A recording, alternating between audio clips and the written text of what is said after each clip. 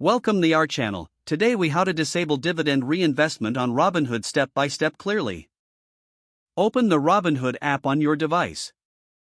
Log into your account using your credentials.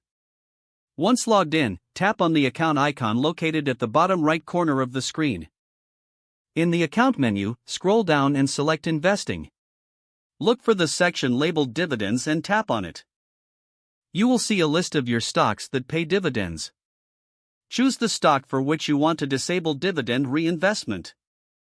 Tap on the stock to open its details page. On the stock details page, look for the option that says Dividends.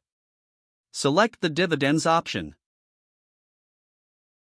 You will see a toggle for Dividend Reinvestment. Switch the toggle to the off position. Confirm any prompts that appear to save your changes. Repeat this process for any other stocks as needed. Once finished, return to your account menu.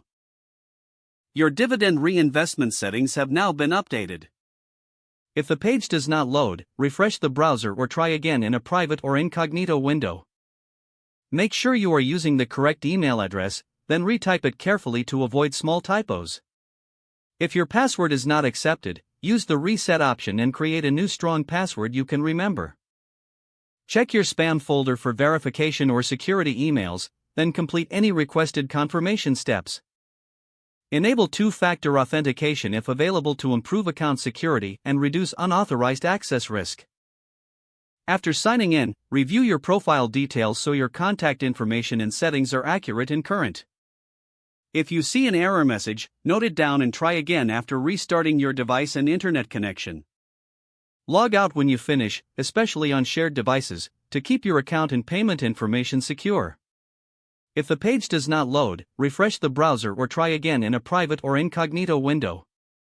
Make sure you are using the correct email address, then retype it carefully to avoid small typos. If your password is not accepted, use the reset option and create a new strong password you can remember. Check your spam folder for verification or security emails, then complete any requested confirmation steps. Enable two-factor authentication if available to improve account security and reduce unauthorized access risk. After signing in, review your profile details so your contact information and settings are accurate and current. If you see an error message, note it down and try again after restarting your device and internet connection.